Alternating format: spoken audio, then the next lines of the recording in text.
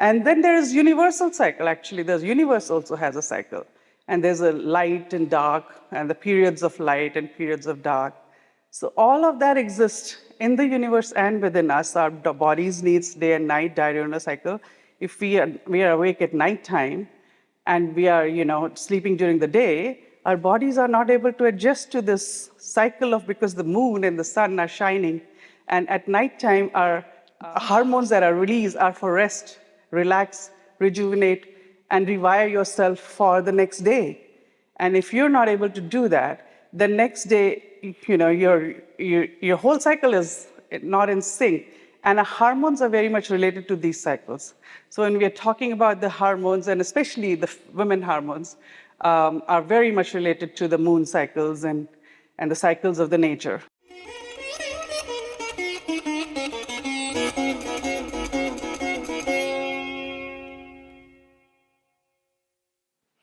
Absolutely pleasure to be here.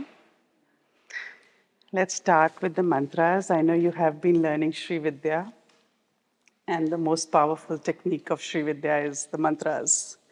So let's start with the Guru mantra.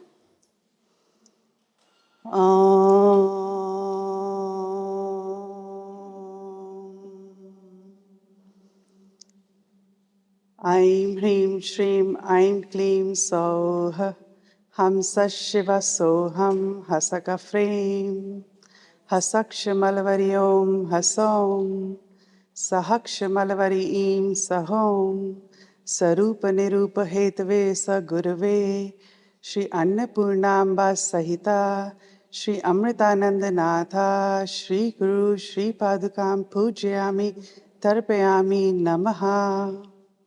Om Aim Hrim Shrim Aim Klim Soha Hamsa Shiva Soham Hasaka Frame Hasakshmalvari Om Hasom Sahakshmalvarim Sahom Sarupa Nirupa Hetave Sa Gurave Shri Annapurnamba Sahita Shri Amritananda Natha Shri Guru Shri Padukam Pujyami Tarpayami Namaha.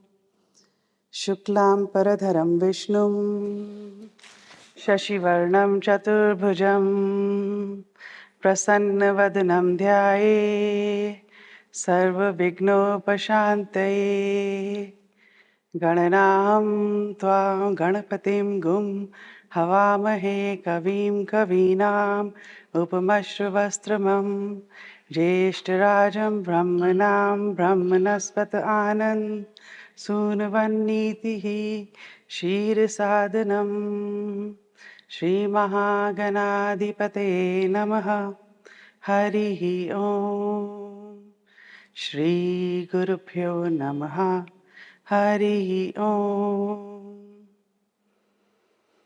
Ya Kundendu Tushar Har Dhavala Ya Shubhravastra Ya Veena Vardant Khada Ya Shweta Padmasana Ya Brahmachyut Shankara Devi Sada Vandita Samam Patu Saraswati Bhagavati Nishchechatyapara Aim Badvadvakvadini Swaha Guru Brahma Guru Vishnu Guru Devo Maheshwara Guru Sakshat Param Brahma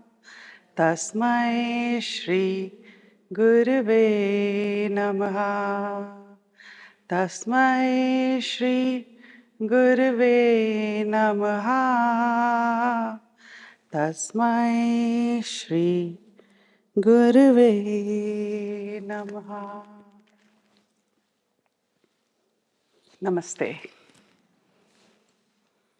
It is my pleasure to be here today. So I'm talking about Ayurveda for divine Shakti. I think we all have been studying Shakti in so many forms. And now today we'll see her appearance as Ayurveda, the divine science of life. So Ayu means life and Veda means science. Ayurveda is the science of life. So life, Veda that studies about how to live your life with its highest potential. As a Shakti, we have to recognize our highest potential in this life. And Ayurveda teaches you how to manifest that. This is mapped by Sankhya's philosophy, the journey of consciousness. And because I studied Sri Vidya, it is a very masculine way of looking. I mean, for me, I find this very masculine way of looking at Ayurveda. So I'm going to talk about it in a Shaktified way. So I'm going to talk Sri Vidya style. So Ayurveda and divine feminine. So, Purusha, the Sankhya talked about Purusha and Prakriti, and Sri Vidya talks about Shiva and Shakti.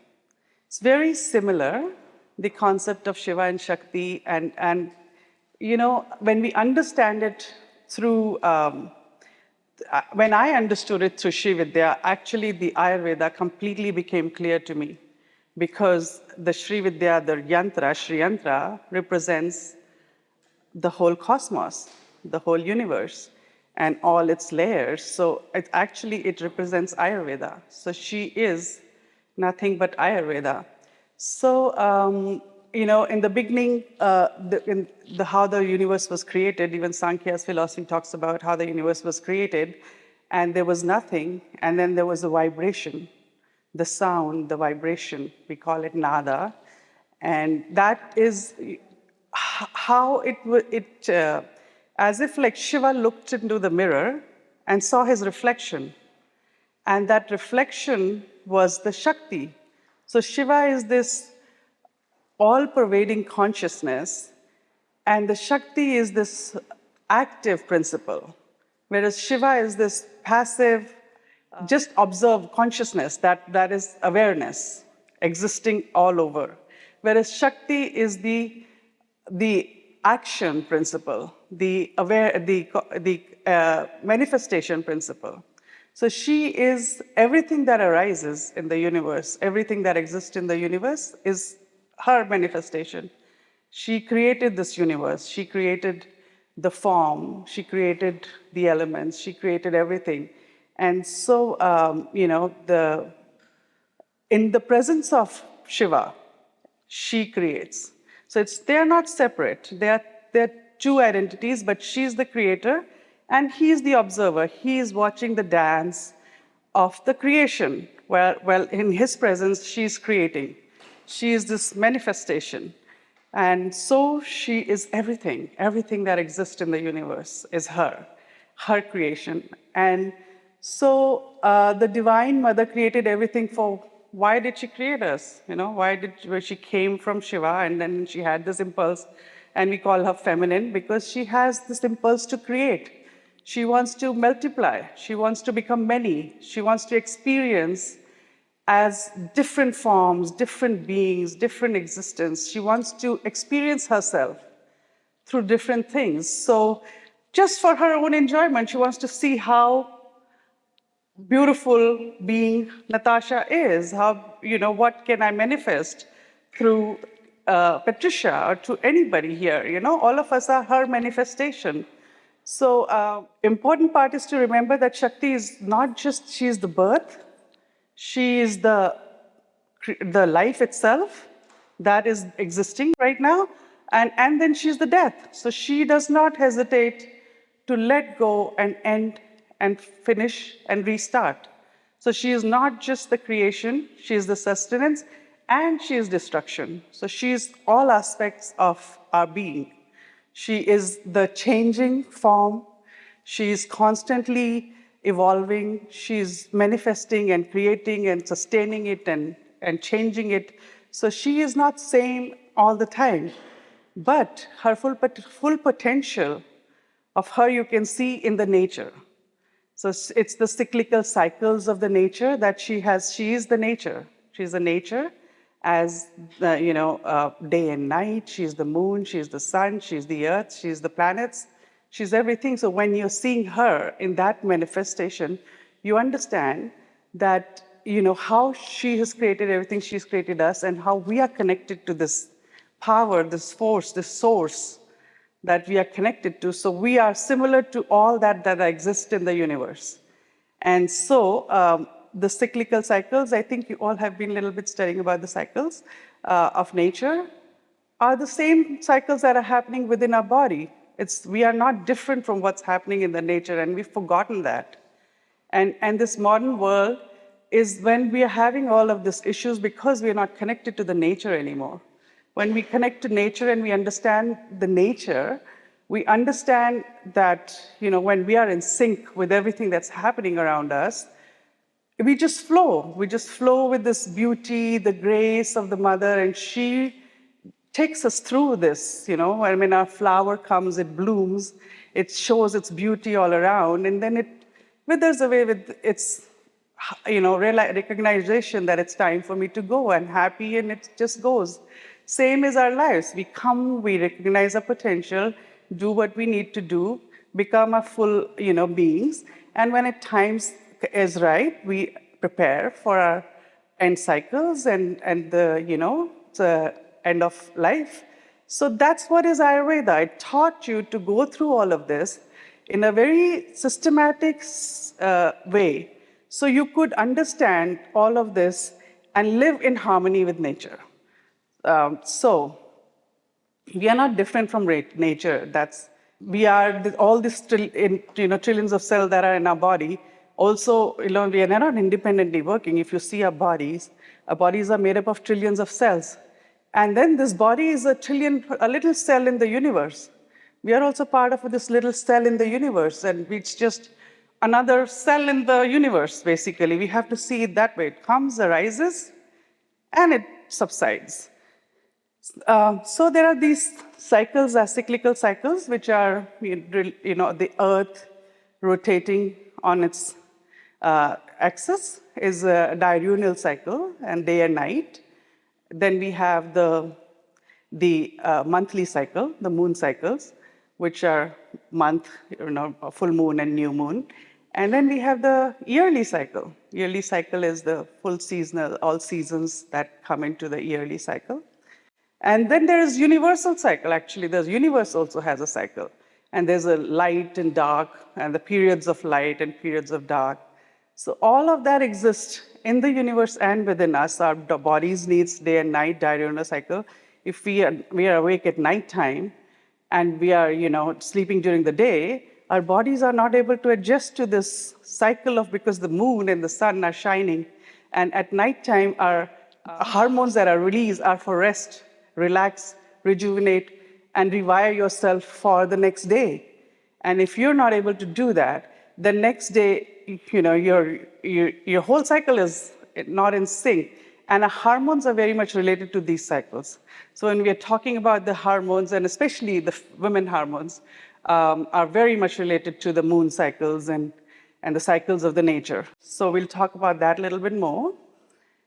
So the solar and lunar cycles are basically, they're both Shakti. They are solar, which is your left side right side of the body, and the lunar left side of the body. You're also learning that in yoga. But they are both Shakti. She's the creator. She's created both forms. So it's solar, lunar is also her. And so solar is this practical, logical, intellectual, and linear and stable, thoughtful, all that. We need that too. We need that masculine side of ourselves and solar side of ourselves to be able to, function fully. And the lunar is this creative, intuitive, heart-centered, adaptable, compassionate, nurturing. Those are the lunar. So both are us. They both exist within us. And so we have to, to be able to recognize our full potential, we do have to nurture both of them and come into the balance in the center. I want to take you through a meditation, so maybe I should first talk about the elements and then take you through the meditation. So she's made up of the 5 elements. This whole universe is made up of the 5 elements. So, and these 5 elements are earth, water, fire, air, space. Ether is the when she's creating, imagine, visualize that she's creating this universe, this divine force who's, wants to create this universe. So how does she create? She creates the space first. She creates this beautiful space that she can do her magic in.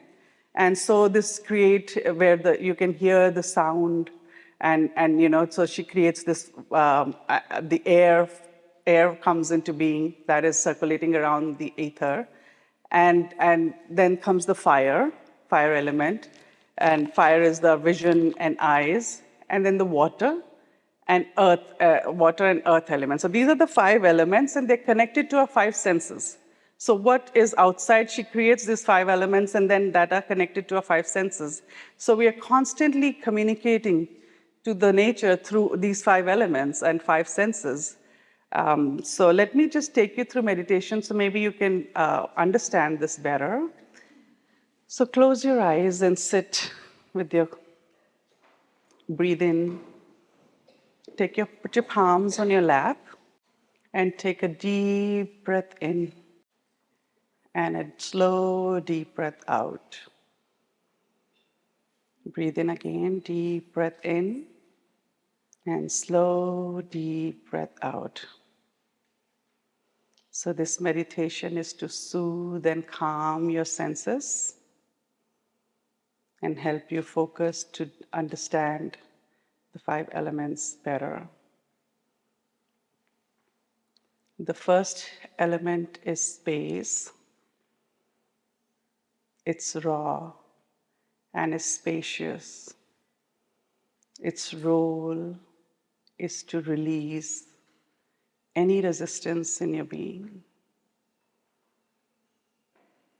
So bring awareness to the space around you. Bring awareness to the spaces in your body. Spaces between your bones, between your organs, between each cell. Do you feel light? Do you feel the space? Now take this awareness to your ears. Sound is associated with space element. Sound can calm you. It can soothe you. If you listen to pleasant sounds, you can get relaxed. So listen to some sound of your heart or sound of your breath. Feel this pulsation in your body, the throb of the universe in your body. Sound and ether are inseparable. So the ear is considered to be the sense organ of ether. It's associated with the action of speech, and the vehicle of action is the mouth. The second element is air.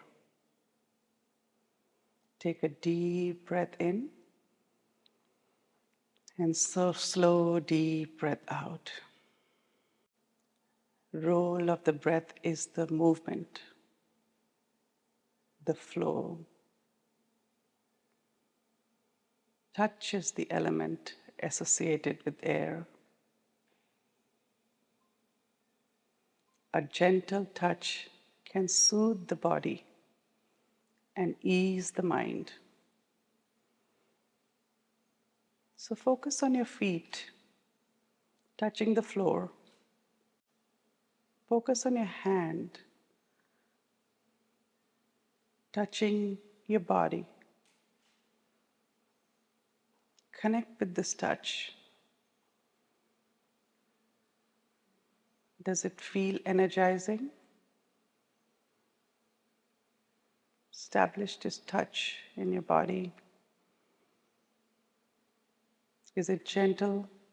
Is it loving? Just listen to it. Just feel it. Connect with the touch. Its organ is skin, and its action is giving and receiving. You receive from the hands and give from the hands, holding, touching, loving. So hand is the vehicle of action. The next, take a deep breath in and slow breath out. The third element is fire. The role of fire is to create transformation. Vision is the sense associated with this element. It's a clear vision can help you achieve your goal, your intentions, and ensure you stay on the right track that is right for you. So focus, bring your attention to the third eye and imagine a flame. And tip of the flame, focus on the tip of the flame. That flame can give you clarity of what you need, where you need to go. And if you feel stuck, ask for the clarity. Ask for this vision to become clear to you. Hold this vision back into your navel chakra. And its vision is connected to eyes. The fire is connected to eyes. And you take action forward into your vision by walking, moving forward with your feet into the vision. So fire is connected to walking and feet. Take a deep breath in and a slow breath out. The next element is water. The role of the water is to create healthy emotions. Through water, we can create a juicy, fulfilling life. So the element connected to water is taste. The sense connected to water is taste. So connect to water. Is there a bitter experience in your past? Can you think of a bitter experience in your past? Now transform it with the taste, a sweet taste. Did that experience teach you something? Can you release that bitterness and invite some sweetness? So the taste is connected to the organ tongue, and action is procreation. It is in your Swadhisthana chakra, the water element in the genitals, the action of the vehicle of action. Take a deep breath in and a slow breath out. The fifth element is earth. Its role is to create stability and resistance. The sense of smell is associated with earth. It is through the earth we can connect to ourselves, we can ground ourselves, we can find stability, safety, security.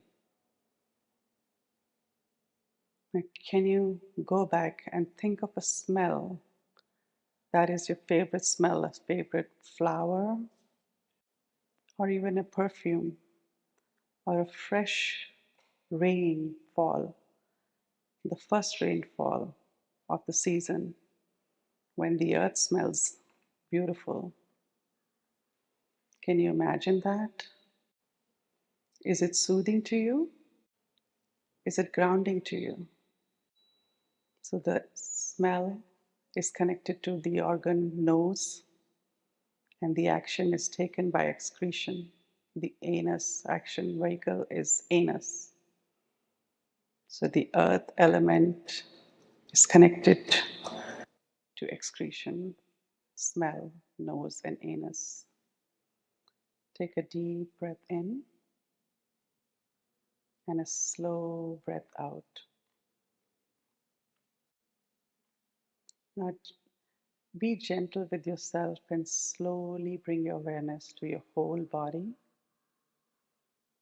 Wiggle your fingers a little bit, wiggle your toes a little bit, and bring the awareness to your heart and feel the throb of the heart, the pulsation of the heart.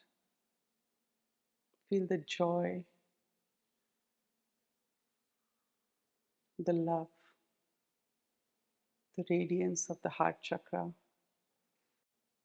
You can feel it by putting your hand there as well and bringing your attention to the whole body, your feet and your hand, and opening your eyes halfway, just as if sitting in between the spaces, in between the worlds. And now, slowly from this shifting, open your eyes fully, feeling refreshed and aware and alert. So, hopefully, that gives you a little clearer picture of the elements, because that is the foundation of Ayurveda. From here, we talk about the three doshas, and they are made up of the five elements. So they are Vata, Pitta, and Kapha. And Vata is this air and ether element. Pitta is fire and water element. And Kapha is earth and water. And there is these attributes, there are 24 attributes in Ayurveda which are associated with these elements. So if you're thinking of Vata and air and ether, what is air and ether? What kind of quality would air have? What kind of quality would ether have? Right? It's just given their air is light, mobile, cold, dry. If there's too much air, you can feel roughness. But it is also very clear. The ether element is clear. And so all these are elements of Vata: dry, light, cold, rough, subtle, mobile, clear. And then the attributes for Pitta is the fire element. Fire, how does fire, visualize the fire in your mind. And the water, fire and water, combination of fire and water, what would it be like? Think about it. So it's more like oily, fire is sharp, it's hot, heating. It's light, it's rising upwards, so it's light, it's mobile, and it's liquid, right? Water element. So think of those qualities when you're thinking of Pitta element. And then the Kapha. Kapha is earth and water. So Kapha is what could be the qualities of Kapha. Think about it in your mind. It's the earth element and water. It's heavy, it's slow, it can get dull, sometimes so slow that it can be dull. It's cooling, it's oily because it has water, it's soft, dense, stable, sticky, and cloudy. So think of kapha now. So these are the three doshas that Ayurveda has divided into, so we can understand each one of us have one of the doshas, or two, or sometimes even three, all three. But to identify ourselves, what we are made up of, we have all the elements in us, but some would be predominant, and those elements that are predominant is our personality type. So this is like doing a personality type test, you know. And so we can understand by these qualities. How do you understand? You understand by understanding these qualities. So if it is vata, air and space element, think of this dry, light, cold, rough, mobile, and subtle qualities, okay? So in balance, if you're vata, in balance, you're very imaginative, creative, and exhilarated, spontaneous, changeable. You're like excited. I want to do something. Let's go. Let's go watch a movie. Next minute, let's go do something else. Let's go shopping. You know, they're always wanting to do stuff. They cannot stay air element. Think of the air element, constantly full of energy, full of enthusiasm, full of, you know, enjoyment. But then that's in balance, vata. And out of balance, it's there, they're just spinning all over. They can, like, oh my goodness, there's so much going on in their lives that they can just be forgetful. They forget what do I have to do next, you know. So insomnia, they can't sleep because there's so much in their mind. Worry, anxiety, fear is very prominent in vata. Very spacey, lightheaded. They also suffer from constipation and gas. They have shakiness and chills in their body. And how you can restore vata? Of course, there's too much movement. So what can you do? If there's too much movement, you have to do the opposite. The Ayurveda is a science of doing the opposite. You know, similar things. If their tendency is to do vata stuff, like, oh, keep going, keep doing, keep getting excited. But when they know they are vata, they have to balance that by doing the opposite. So calm their mind, slow down a bit, regulate their lifestyle, their habits, you know, quieten their uh, internal talk, especially rest. They cannot rest at all, so they have to learn to rest. They're cold, so bring warmth in their body and give nourishment. Nourishment you can give to vata by eating sweet, sour, and salty. Sweet, sour, and salty taste actually nourish vata. So if you're vata type, you should focus on those three tastes. Quick point to make. Our sister isn't here. Irina is coming back. So she's unwell. She's gone to see the Ayurvedic doctor. And she's been feeling cold. And it's got vertigo and the spinning mind. And she's very much the character you described as Vata. So I'm just so amazed at how it shows up like this, right? Exactly.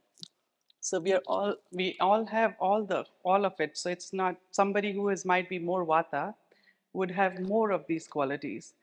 But if it is a lifestyle and a diet and all of that is wrong, anybody can become vata.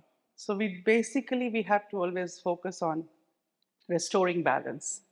And restoring balance is just, you know, focusing on yourself, nourishing yourself, because who are we? We are the Shakti, we are the power of the universe. And it's in us to change.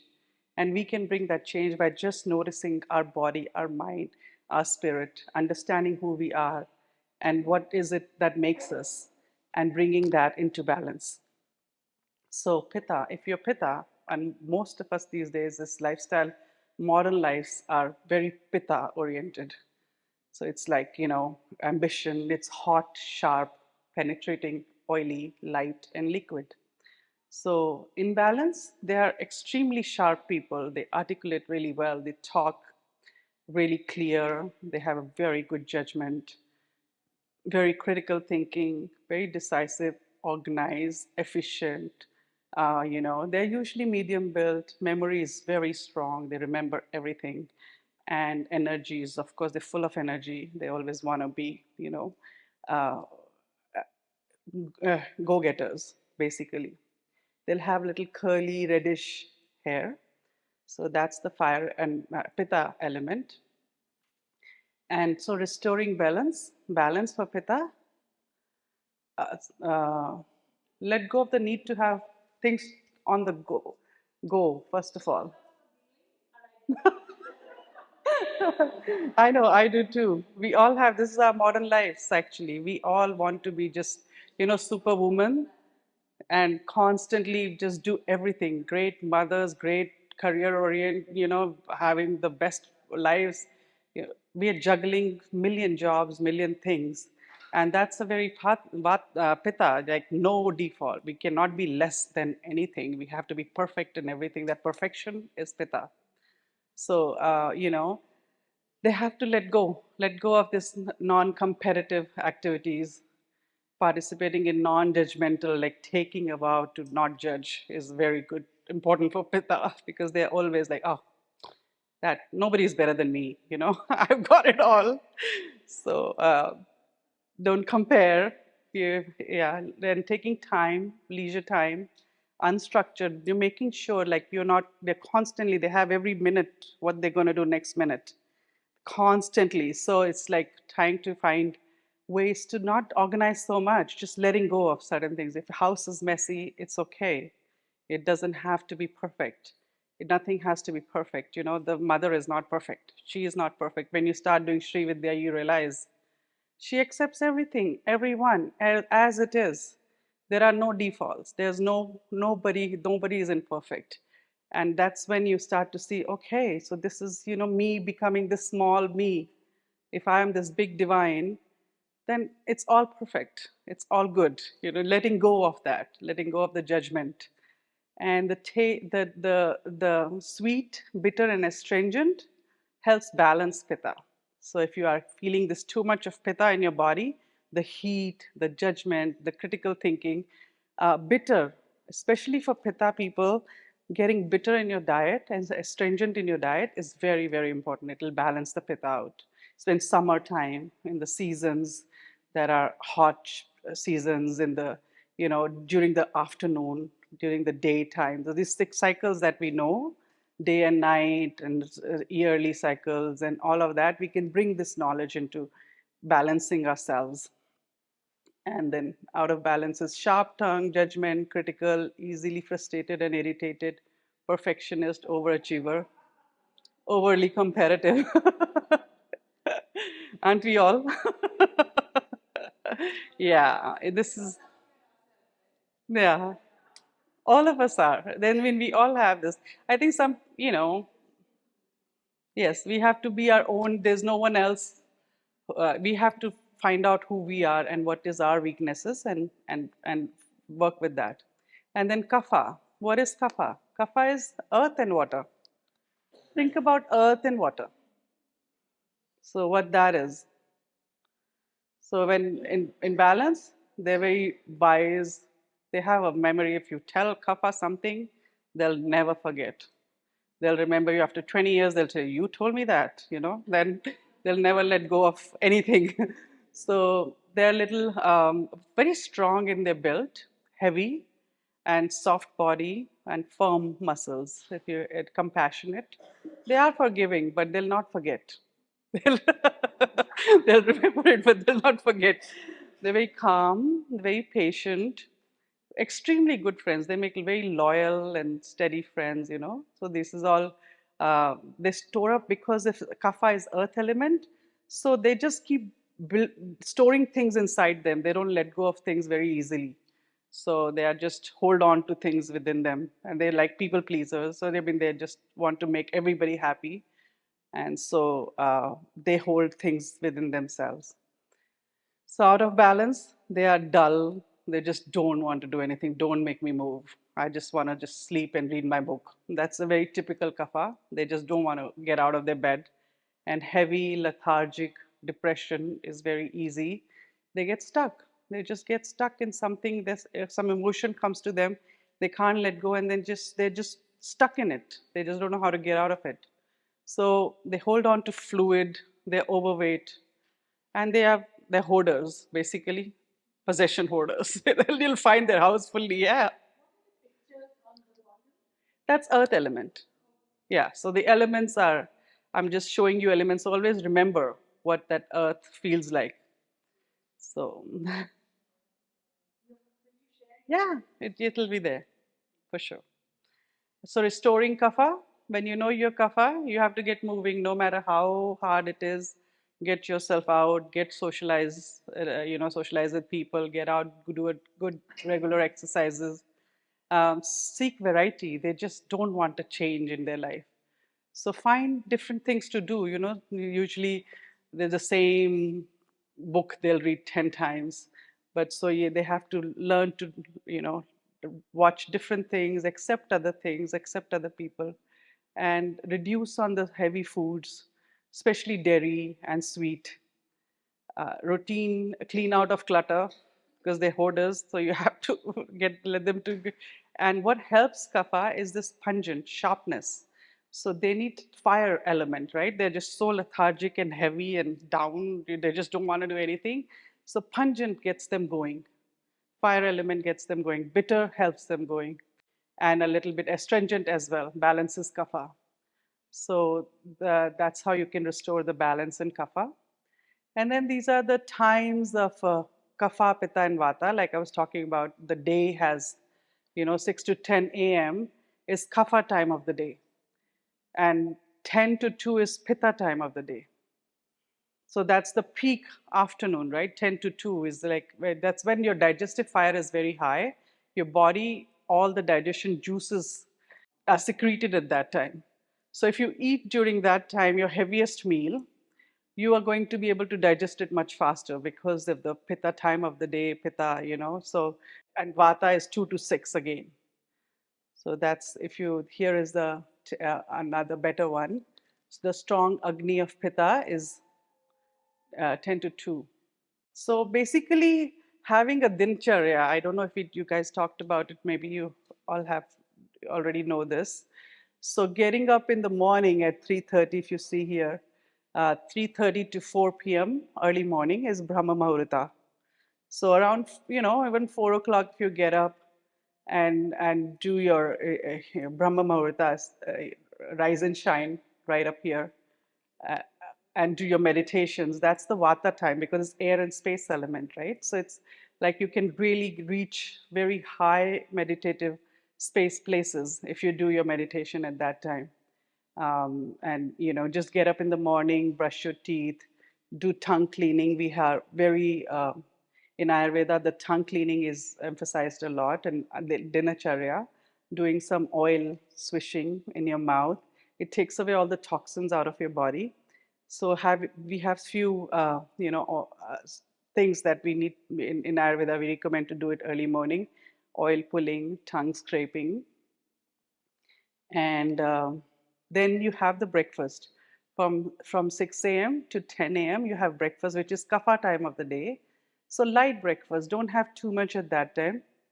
And just a shower. Before shower, there are certain things that are recommended in Ayurveda that we can do for before shower is abhyanga. So abhyanga is this massaging yourself with oil. And if I have more time, I could teach you there are marma points in our body, and we can release the marma points during that massage. The oil massage is done before the shower, before doing taking the shower. So the lubrication of the oil goes deep inside, penetrates into your body. And when you take the shower, especially with little lukewarm water or some steam, it is able to penetrate and leaves that soothing, oily skin. And don't use, I highly recommend not to use any creams and stuff. These days, there are all lot of chemicals, and all these chemicals like plastic has estrogen in it. So we are just throwing ourselves out of balance by using all the artificial stuff. So anything that you cannot eat, I would recommend do not put it on your skin. If you can eat the cream, then put it on your skin. You can eat the oil. So we use the oil. Oils are really good. And there are oils for Vata, Pitta, Kapha. If you really want to know, you can go into finding out an oil for you. And in the afternoon, do the have your heaviest meal. From 2 to 6 a.m., do again, it's a Vata time. So you can make a list of what you need to do. Vata is always wanting to do something. So create a list of what has to be done in the morning, some exercises, and go for a walk, all the Vata activities you can do around that time. And have a light dinner at night. It's kapha from 6 to 10.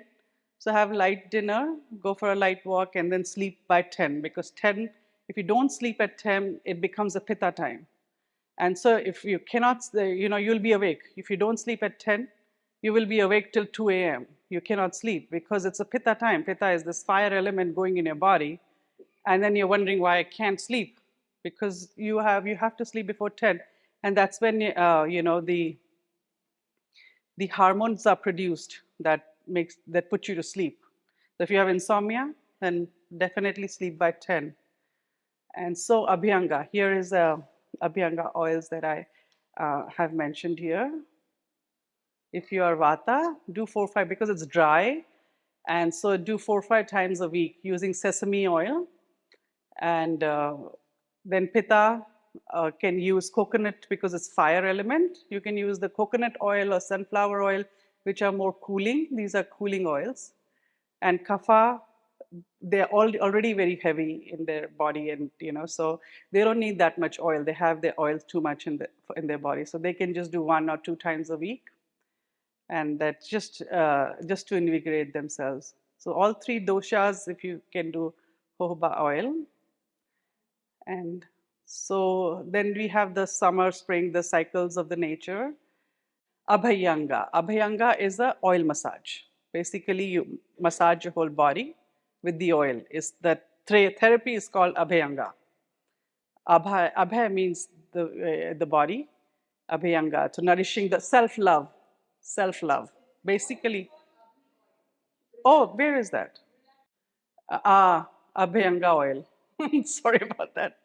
Abhyanga oil is actually, you can, for the kapha, what oil to use. For kapha, can use sesame oil and sunflower oil.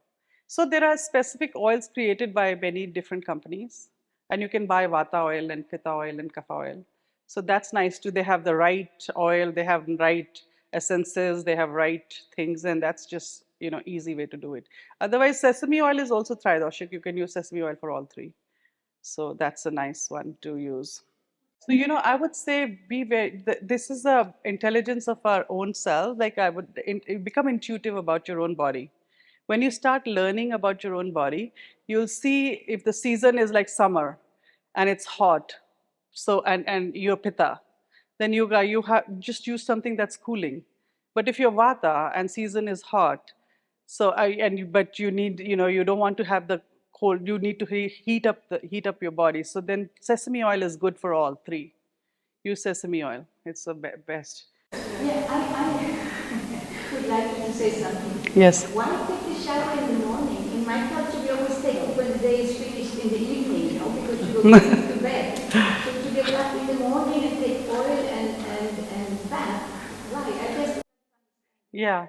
Well, the times have changed and people are working and they need to go to work and they don't have enough time and there's so much routine in Ayurveda.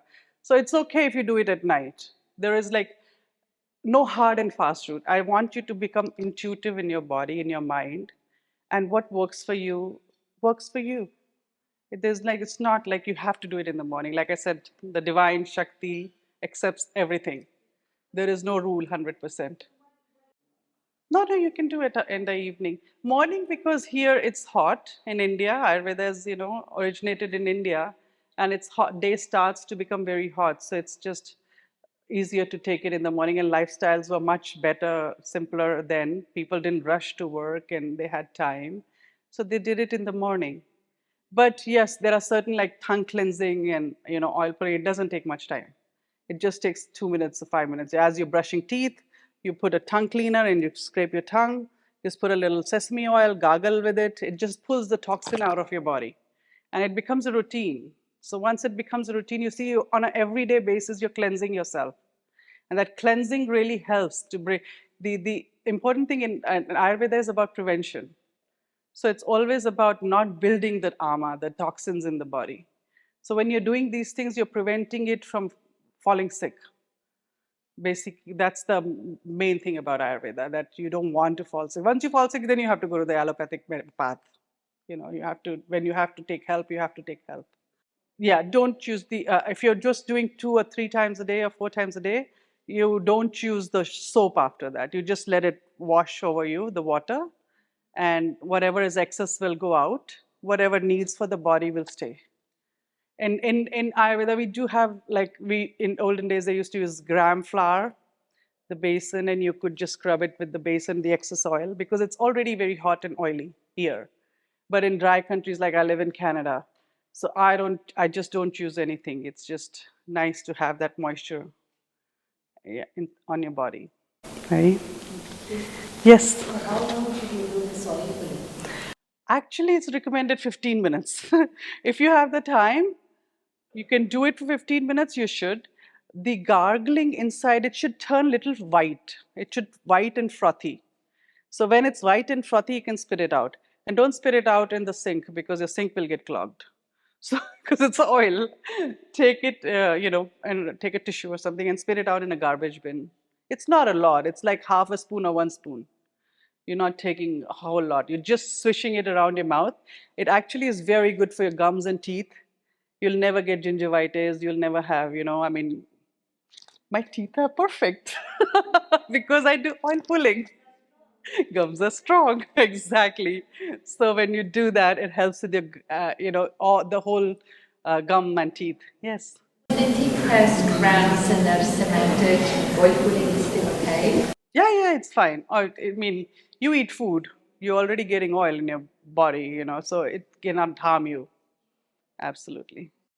8 hours to 9 hours is good.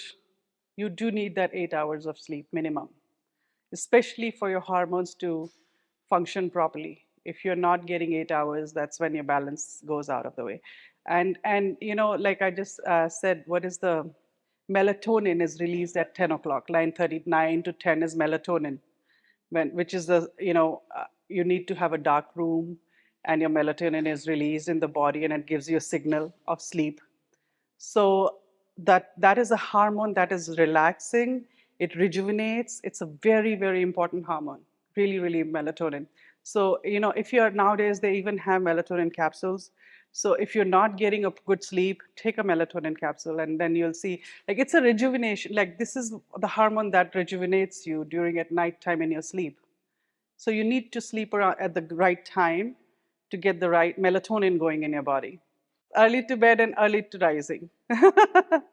Yes, that's the good way. Yes. If you want to sync your cycle, like cycles are very important. The nature's cycle and our body cycles, we have to sync it with the nature. See, we can do anything. It's our choice. People choose to be awake till 12, 1, 2, we can do that. Our bodies can do anything, but when we'll understand that how it's harming us and how it's not really good for us, and that melatonin release is needed at 10 o'clock, right? 10, 10:30. So you go to sleep at 10:30 and do it for a week, you're done. Your body will adapt and change. It just takes a little bit of persistence. Yes. Yeah, you can do it. And 3 o'clock, 4 o'clock is also hard for people. 3 o'clock, who's going to get up? 3:30. Like, do it slowly, gradually. You don't have to do it in one day, but set yourself up. You see, because it's the time, if you're spiritually awakened, like, you want that energy of the Brahma Muhurta coming into you. Around 4 o'clock is a really good time. The sunrise. If you get up around that time, you have the sunrise. The Shakti, the power of Shakti is really potent at that time. So pungent is all spicy, the chilies, the pepper, black pepper, longer pepper longum, all of that is pungent. And astringent is pomegranate, that is astringent. Anything you eat in your mouth and you feel dry, that's astringent. Yeah, you're welcome. Yes. Taking extra melatonin will not stop melatonin production in the body. Yeah, well, you would want to try your own melatonin first. Your body should produce the melatonin. It produces. If you sleep at nighttime, right time, it will produce it. But like, I was jet lagged and I couldn't sleep. So I took a melatonin pill just for my body to get that rest and sleep. So sometimes you need it, but I would recommend not to do it that way. Just let your body produce naturally your hormones. Yes. If melatonin is not working for you, Mm-hmm. you have a recommendation for sleeping? Yeah, there's, of course, you can do it like to do, I don't know your prakriti, but milk with turmeric, saffron, you can put some, things that are, yes, and gotu kola, you can take some herbs that can put you into relaxed state and your melatonin will be produced. So sometimes you have to train the body to do it. When we have trained it to do all wrong, we can train it to do it right, you know? Yeah. No, not necessary, but yeah, almond milk, cow's milk. If it's actually cow's milk is very good if it is the right cow's milk, So you have to get it like all hormone free and all of that. Yeah. In West we have a big issue with milk. Yes. It's made with turmeric and cow's milk. If somebody has the lactose intolerance, is there any equivalent of that if possible? Yeah, almond milk. Yeah, so common at night time. And if you're doing the night, then in the morning, few almonds, 5 almonds, 4 almonds, and just grind them up, and then you get your own almond milk. Don't buy from the store. Yeah, I mean, it's not difficult to do it. I want to talk a bit about the cycles of stages of life. So that's also very important, stages of life. I think if you guys have done that. So we have 3 stages of life, right? The kapha stage is at the birth, and there's water and earth element, and it's heavy, slow, cool, oily, soothe, dense, and soft. So if you have children, like that's the kapha stage of life. It's building, it's nourishing, it's lubricating, it's hydrating, it's growth. So that's the kapha stage of life. And then pitta stage of life is, adult age, when we are, sharp, ambitious, want to get, things done. So that's our pitta till the age of 50. 16 to 50 is a pitta stage of life. And then the vata stage of life, 50, or maybe I would say nowadays it's 60. So people are still working and are enjoying working. So that's still pitta stage of life. And vata is when you're kind of slowing down, you want to, take it easy, become more spiritual, and, get more, vata is more connection to the universe. So they start to feel at that age that they need that divine connection, the divine, so it's a very important stages to understand in our life and live according to that. And also then we have brahmacharya, grihastashram, vanaspastha, and sannyasa. So those are also the stages of life, and our hormones are related to that. So I wanted to talk a bit about hormones. Could you quickly go the last one on the 4 stages? Yes, brahmacharya is the kapha stage. Actually, is birthing and building, and they are just nourishing themselves and growing. And grihastha is the pitta, when you're active, you're creative, you're enjoying, you're achieving. You're basically is the when you start to do your work or your work life. And vanaprastha is when I was saying that 40, 50 is when you start to think about retirement and slowing down and not doing so much. What is you're going to be your plan of the future? And then sannyasa is the vata phase, completely when you are retired and now you just want to be relaxing and taking life easy and just connect with the universe and cosmos and just build on that. So that is the sannyasa. Yeah. So then how our hormones are related to? So because of the hormones are these chemical messengers that receive and give information. So they are what are this hormone? They take information from one place to the other, basically. That's what the hormones do. But in Western, they have divided it into estrogen, progesterone, just subdivided and categorized, whereas the Ayurveda looks at it as a whole body, and the whole body is completely in sync. Your hormones are in balance, so they don't see as this organ is producing this, but our chakra system is very much connected to our organs. So that's why I wanted to come to the hormones. The main is this sex hormone and stress hormone, right? That's the sex hormones are and stress hormones are related to the fight and flight. They are in our two chakras at the bottom.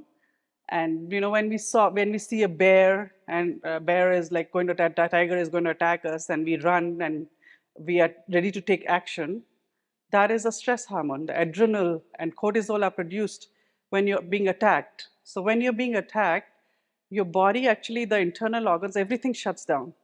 The whole energy is sent to your periphery, like to your hands and your feet, because you have to run and you have to fight. So nothing in your body is like, your digestion is gone, your heart is not beating. I mean, it's like everything is just getting ready to fight, basically.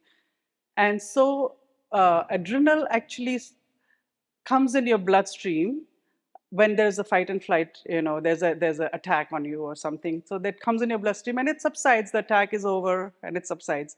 But cortisol stays for a very long time in our body. And so when there are thoughts, we are actually, our thoughts can create this. Nowadays, when we are in traffic, we are taking over a car, or cars are taking over us. It's the same thing. Like, the body doesn't know it's the car. It's like a tiger attacking us. Somebody screams at, and our body is reacting exactly the same way. And we are constantly putting ourselves through these stress situations, right? And so this cortisol is being released every minute, all the time.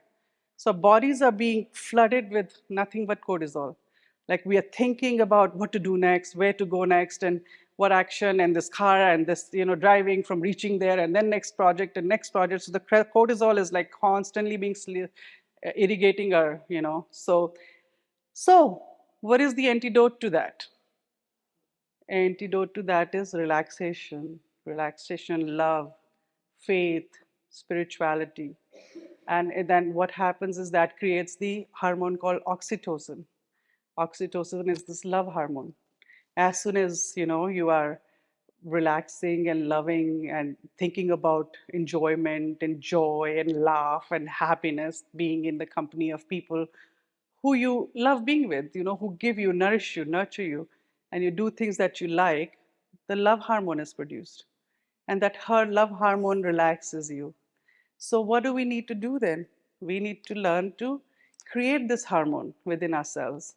And we can create it. We don't need another person to love us. We can love ourselves. Abhyanga is a great way to love yourself. Doing this Abhyanga practice, doing the Marma massages, and taking care of yourself, looking after yourself, is the creation of oxytocin.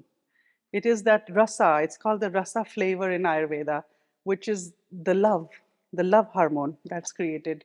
It's this brahmana, it's this juicy, and it's a kapha actually. It's a very kapha molecule in the body. So you're creating more kapha in your body, because we are depleting ourselves so much in this modern lifestyle that we need to bring in some nourishment. So hormones actually decline by mid 50s, 50. So estrogen starts to go down, progesterone starts to go down, everything is basically going down. So, Vata, what happens to the Vata people? They'll start to have a lot of mood swings. Their skin will become very dry, and the membranes will be you'll feel a lot of vagina will be very dry, and scanty bleeding during menopause, constipation and irritable bowel movement, all of that, sleep disturbances, anxiety, worry, fear, everything increases. And so you decrease in libido, bone loss, all of that of vata. If you're feeling that during 50, if you are 50 menopause time, see what is it that fits you. And pitta would feel like hot flashes, irritability, very heavy bleeding, and they'll have skin rashes and diseases that are like skin related, and anger, irritation as soon as their periods are coming or gone. Even if they're over, they'll have a lot of anger, irritation, criticism, competitiveness. Like, that time is the very time that they'll feel the most of that. Blood pressure and heart challenges will come to the pitta people, and kapha people will be like, they have weight gain during that time. Around 50s, you'll feel that suddenly they're gaining weight, and fluid retention, edema, depression, sadness, decrease in concentration, and dullness. Thyroid issues also come to kapha people a lot. and cholesterol. So this is around midlife, right? You're around your 50s. What's that? Not for yogis, yes, exactly. Especially if you're practicing, Ayurveda. So we all need to find our. So what do Vata needs to do? They need to ground. They need to nourish themselves, and they need to bring warmth, right? If you're doing all that, you can, especially all those things that are you're going through, can minimize. Yes. You say you drink more, is that bring inside the body, or is it also have your environment more? Yeah, all of it. So yeah, drink warm fluids, hot waters, don't drink cold anything. Keep yourself warm with your clothing because Vata can feel very cold, very chilly. And in any environment, like even if it's summer and if you're going through menopause, you're going to get that shivers, chill shivers. Whereas Pitta will get hot flashes. So it's different for different people, right? But if you're getting those chill shivers, you need to get your body warm somehow, right? So nourishment, bring nourishment to your body. And kapha, pitta people actually need to release the heat from their body. There's so much of heat built up. So, we have panchakarma and a lot of treatments that are releasing of the inflammation and the heat in the body. And they are really, really focused on pitta. So they need pitta. If you have pitta, go for panchakarma. Go to the Ayurvedic clinic and get panchakarma done. There's no other way. I mean, to do it yourself is very hard, and it's just amazing therapy for pitta. And kapha, you have to focus on your nutrition, and no don't have too much sweet. They tend to just in those there's want to eat sweet somehow. They grab to the sweet, and cleansing and breath work and all of that for kapha. So nourishing yourself during your menopause time is very important. And yeah, and doing the chakra work. If there is another workshop, we can do chakra work, which is amazing, amazing, amazing way to keep yourself constantly energized and cleanse. So this is like you're clearing because it's all subtle body. It's in your subtle body. Everything is, and so when you clear your subtle body, your body, sthula sharira also gets energized and cleansed in. So menstruation power, this is, I've studied with Maya Tiwari. She's a very powerful woman who also does Sri Vidya and Ayurveda. So she's my inspiration for some of these slides here. And I wanted to talk, I'm not sure how much you guys have learned about it. So the moon cycles are very connected to the menstrual cycle. And we have very good practices in Ayurveda with the moon cycle. So, we can do some of these practices that are very much coinciding with the moon cycles. So, full moon and new moon. So women carry, like new moon is more cleansing, right? So you should have your periods during that time. Most of us don't have it at that time. We are just all over the place. So in olden days, they used to have periods around the new moon because it was nature's way of cleansing, clearing.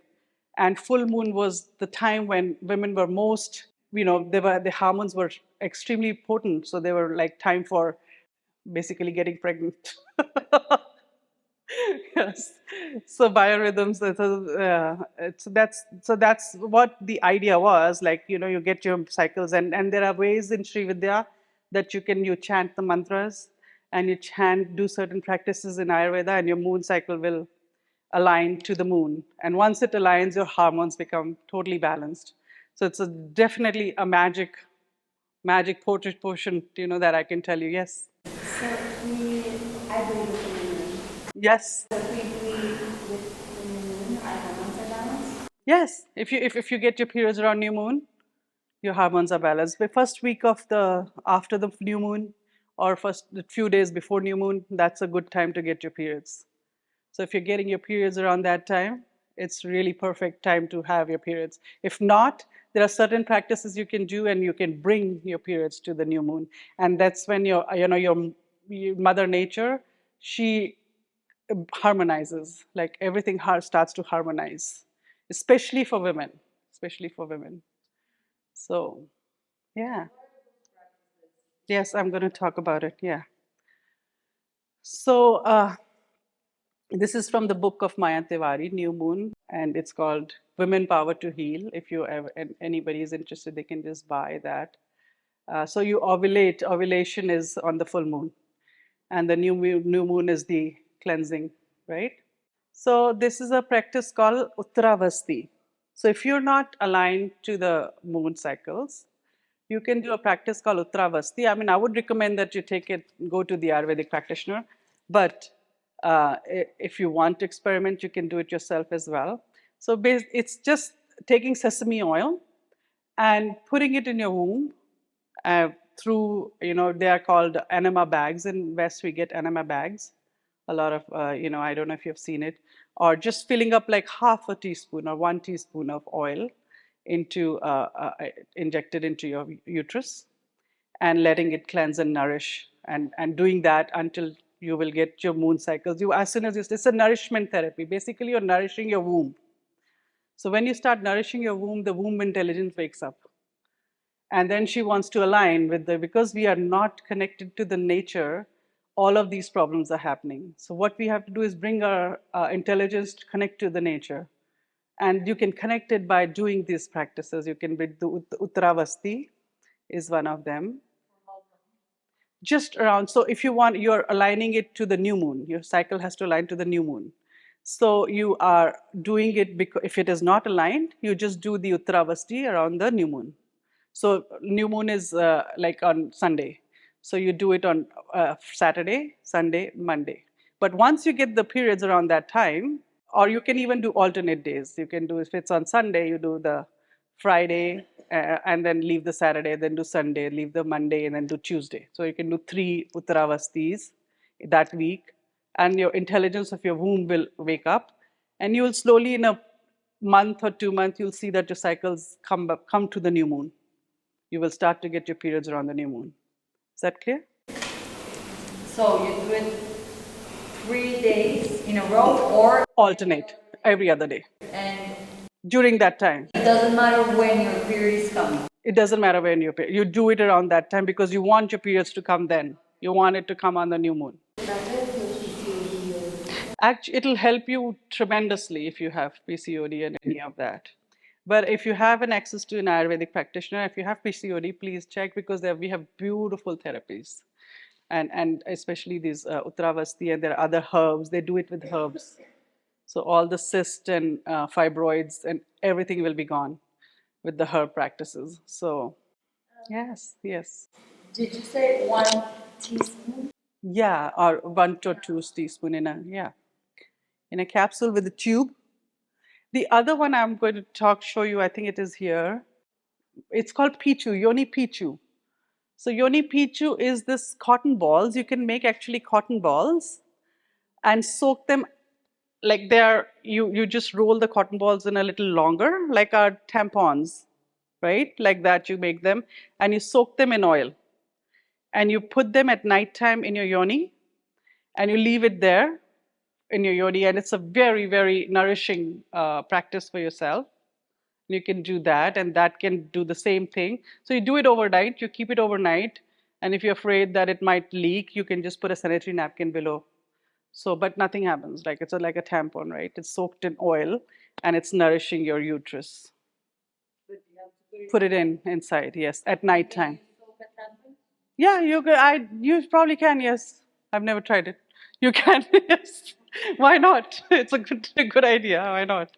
I mean, yeah, I don't use it, so I don't know. But that tampon might be a good solution. Just soak the tampon in oil and put it in During new moon? during new moon. You, No, just light it at the beginning. You don't push it too far in. You just put it in your yoni a little bit. Yeah, no, this pichu is the same thing. It's the same thing. It's the same thing. But this pichu is like you can actually do it, after menopause, just to nourish yourself. Women should do this on a very regular basis, because as it's a vata phase of life after menopause, and we are drying, and nothing is working. You don't have periods, but you don't have moisture either, and you need to get your womb intelligence going. So just putting oil in your yoni is really nourishing. It's really benefits everybody. Yes. If the ladies can't get pregnant, can help them? No, I would just avoid the, yeah. If you're pregnant, then just don't do that. Oh, I see. Yes, absolutely. Yeah. There are beautiful, again, I would say recommend, because of your depending on the doshas, why you're not getting pregnant, there are herbs that can help you a lot. And of course, doing all of these practices, there, like, when the womb is awakened and you're doing these practices, and everything is possible. Yeah. Yoni Pichu and Yoni Steam. Yoni Steam is, I forgot to give the instructions here, but Yoni Steam is also very nourishing therapy that all of us can do. And it's not dependent on, what your dosha is or any of that, but just don't have beautiful herbs. Like you can take flower essences, rose, lavender, and there are some Ayurvedic herbs that you can use, and just put a pot with hot water and put your flowers, any flowers. You could just put, the Tridoshik is lavender and rose, and you can, and just, if you don't have a stool like this would be great, but if you don't have, you can find, Amazon has these yoni tubs. They just sit on the toilet seat. They're just a shallow thing. They sit on the toilet seat. You put your herbs in the hot water and you sit on top of that. It's like doing a facial massage. You steam massage, you do, right, for your face. It's the same practice, but you're doing it for your yoni. But, and so you can do that same alternate days, couple of days. You'll feel like you will wake up your yoni and womb, basically. The magnetism that comes from these practices. Yes.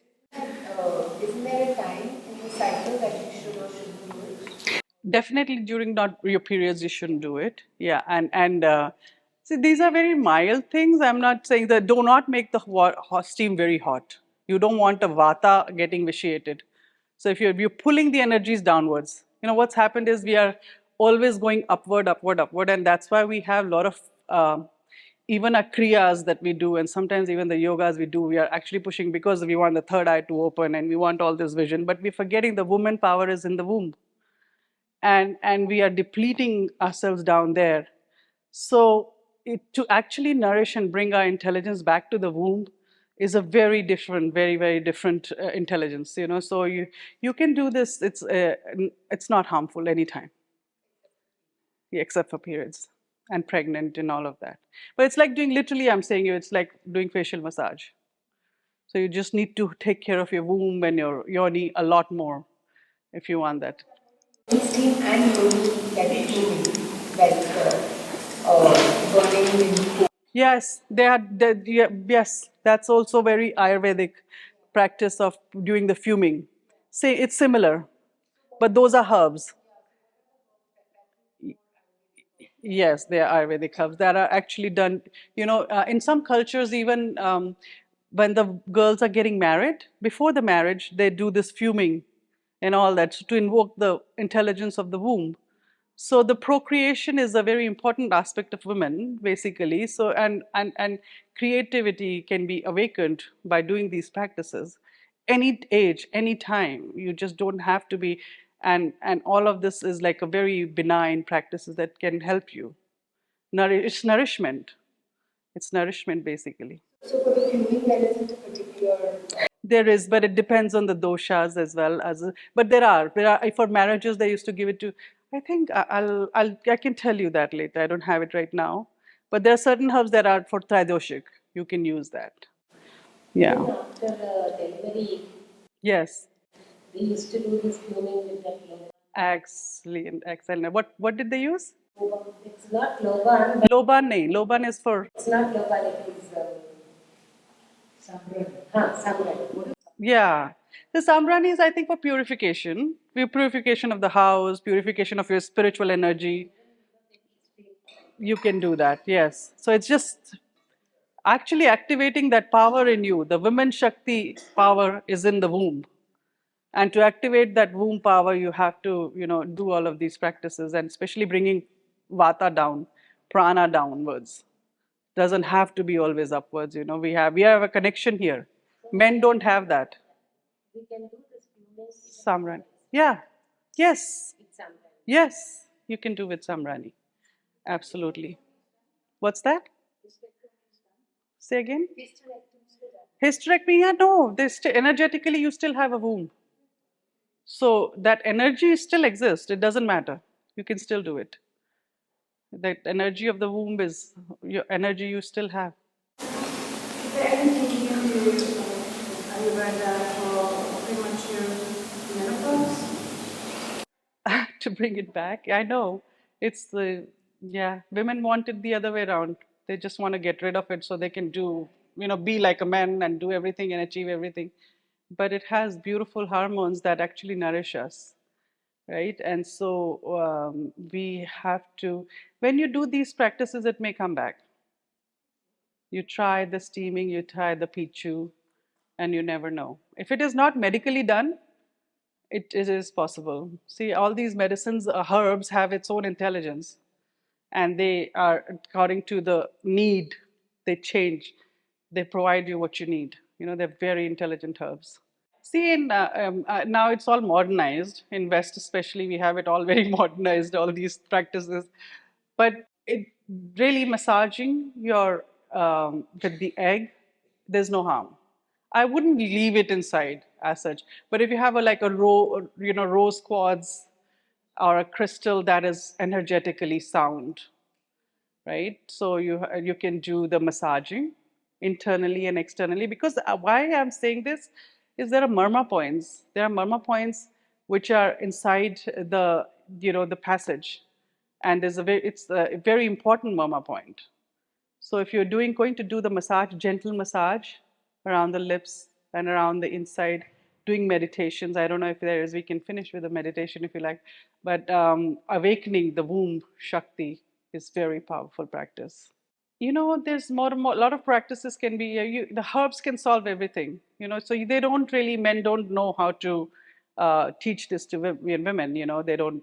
So if you find a women practitioner, they might tell you, and it was usually done during, pregnancy, after, especially the steaming and all was a practice that was done for a certain reason.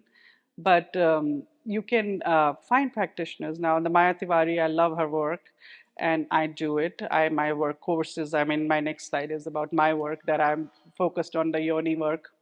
So awakening the womb Shakti through Sri Vidya, Ayurveda, and mindful meditation. So doing the somatic body work to awaken the womb. So that's my work too. Yes. If your breathing is already aligned with the new moon, but you want to try the Pichu practice, Yeah. does doing it another time, can it like actually move your cycle to another time? The 8th day of the moon, till the 8th day of the moon, you can do most of these practices. After the 8th day of the moon, you can just take it, not do it, actually. But especially for the new moons, the one that you're doing it to align your cycle with the new moon, that you do it till the 8th day. Don't go beyond that. Uttravasti, don't do it after 8th day of the moon. Yeah. Till 8th day. That's it. Yeah. The yoni steam is just water and flowers. Can you put any herbs or? Yeah, you can put herbs. Triphala is actually good. Triphala, if you know triphala, you can put triphala and let the steam of triphala. It's a herb with 3 fruits. Triphala. So yeah. Yeah.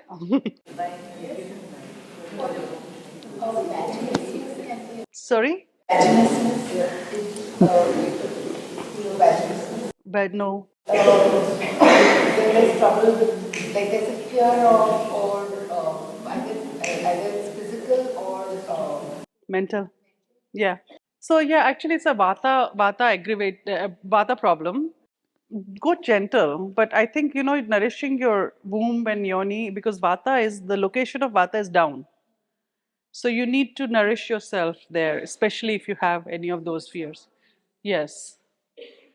Try them, especially the sesame oil would help also, and the steam and all of that. Just go gentle. After the questions, will you take us to that meditation you mentioned? Yeah. Probably to close with. Yes, we can do that. Go ahead. So I don't know, I recognize myself in all the 3 types. Uh-huh. How would that find out what you recommend for those who Yes, nerve, yes. Because the pulse diagnosis is very important. And also the truth is that we are all changing. We are never the same. The true Prakriti is at the birth time, who you were when you were born. So rest is all our Vikruti, which is constantly changing. So you have to adapt and change with the seasons and time and day and be in balance with the nature constantly. So that's how you are, aligned yourself to the nature and let her flow through you is when you're 100% aligned. But your nerve and pulse will tell what is going on right now. And the pulse is really important to go through with an Ayurvedic practitioner. Once you know what your Prakriti is, you can go to Ayurvedic practitioner. There's Deepak Chopra website where she has given like 100 questions or 50 questions. You can go do your own check as well on the website and find out what your Prakriti is. Then you know what kind of herbs. And she's mentioned a lot of herbs. And all of these practices are there and with herbs. So it's a very good book, actually. If you want to do these practices, I would recommend buy it. Yes. One question. There is a lot of communication between us where to do Ayurveda. I know you're in Canada, but can you give us a little light on authentic ancient practices of Ayurveda in India and modern spas or? Yes, absolutely. I mean, I think, the Panchakarma helps everyone, and it's a 21-day, place. You should not do it like think of doing it in fast and hurry. If you're going to do an Ayurveda, you need to give time. So you need to give it minimum of 10 days to 21 days to see any changes. And the Ayurveda is not a quick fix. So they change your diet, they change your lifestyle, they change your, the way you're thinking. There's spirituality involved. There's everything involved in it. So you go to a place, you look for a center that is doing all of it.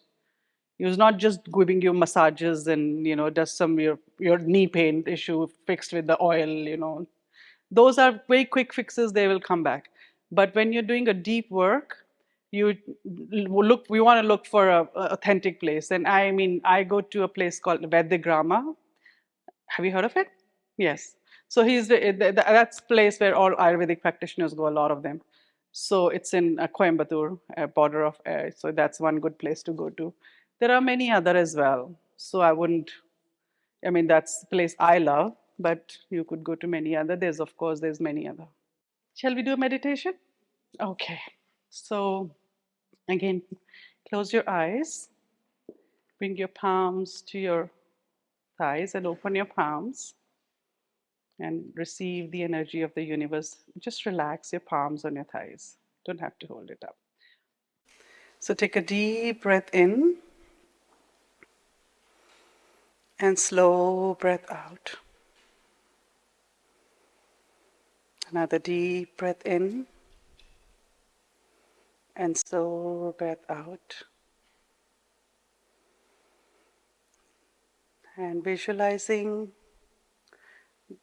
the cosmos filled with this golden light, the light of the universe, the light of the Mother, the Divine Mother, Lalita Tripura Sundari. She is the creation.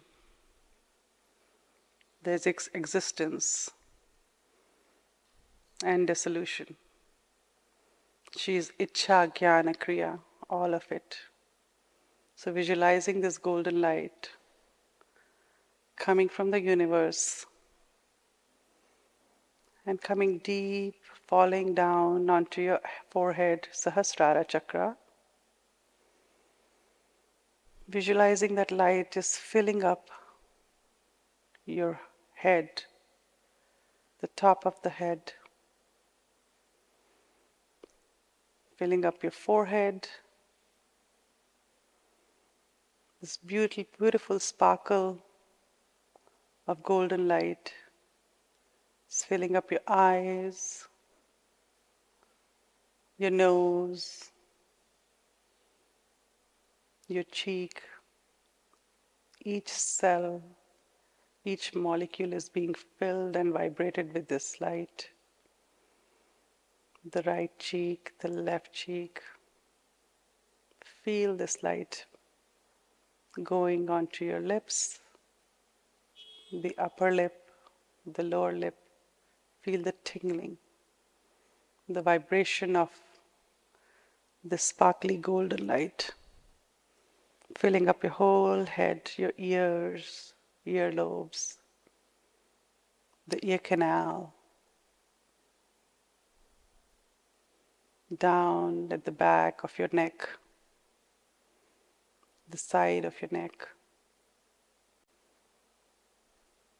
onto your shoulder, the right shoulder, the underarms, the upper arm, elbow, lower arm, and wrist.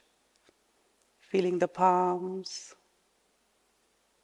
and the fingers all filled with this golden light, the sparkling golden light of the Mother Divine.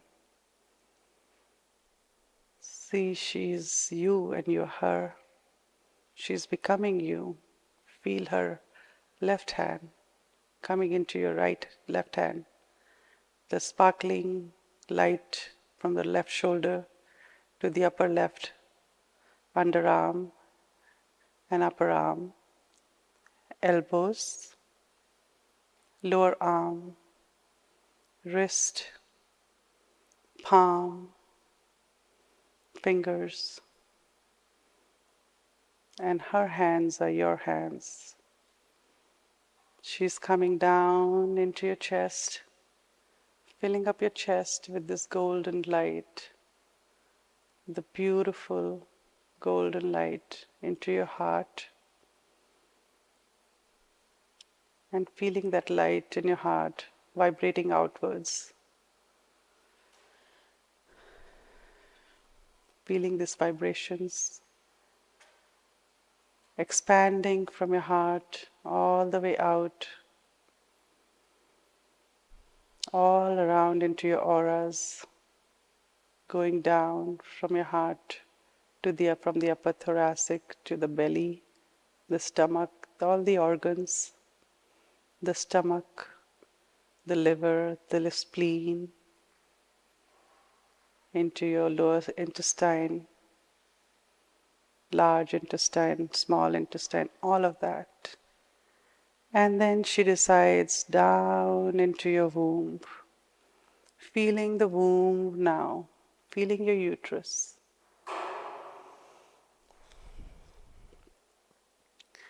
Feeling the passage, entry into the uterus, from the cervix up into the vagina, into the womb.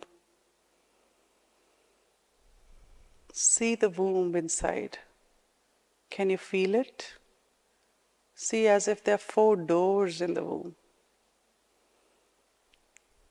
The 4 doors, the passages from the fallopian tube to the ovaries. Enter through the passages, the door, into your ovaries, and fill it up with this golden light, light of the Mother, the Divine Mother, the creative force, the nourishment, the joy, the happiness. Everything flows into your life when she is there. You don't need to work. She does it for you. Invoke her, feel her. Invoke her powers into you. Going into the bladder and kidneys. One at a time, open the door and fill it up with the golden light. This womb Shakti is the creative force, the creative power.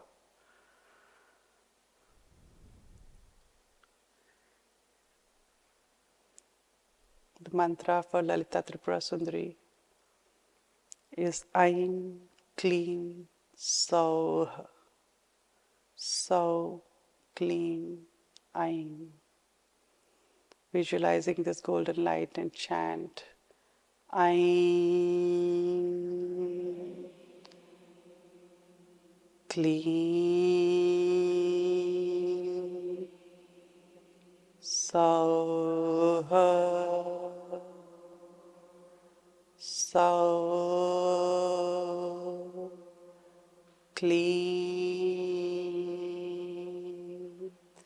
Ain.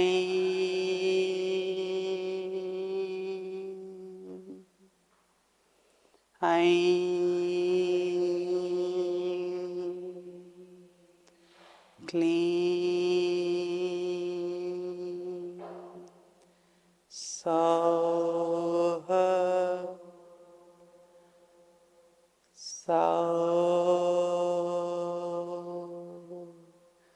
clean. Ain.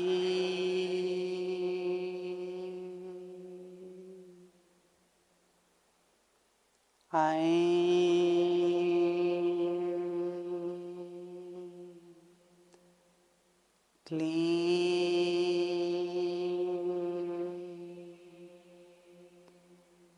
So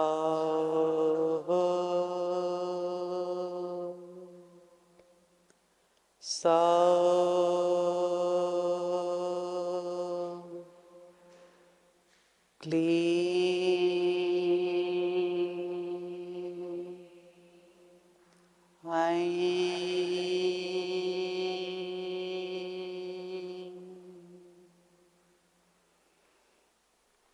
Feeling this light fully bright, shining like a golden sun from your womb. Feel this energy from your womb passing down to your limbs now, the thighs, the knees, the calves and the shin, the heel, sole of the foot, and the toes, all the way down, deep into the earth.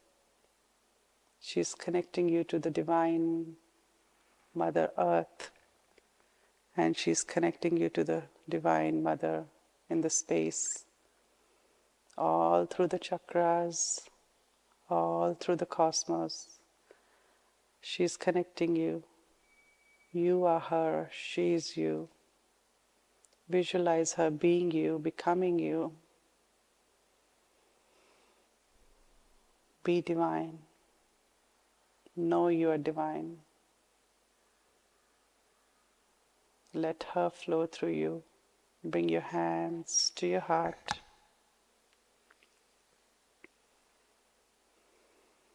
Feel her love. She's happy when you're happy. If you want to make her feel happy, then you have to be happy. She comes into your life when you're full of joy, full of laughter, absolutely no worries. Everything is there for your good. All good and bad. Everything is for your good. Accept her as you. She is you. Breathe in and feel your heart. Feel this pulsation in your heart and the divine pearl, the divine mother's light in your heart.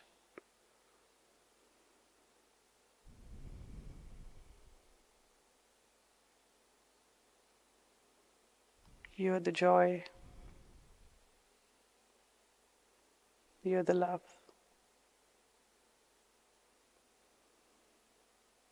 Bow down to yourself.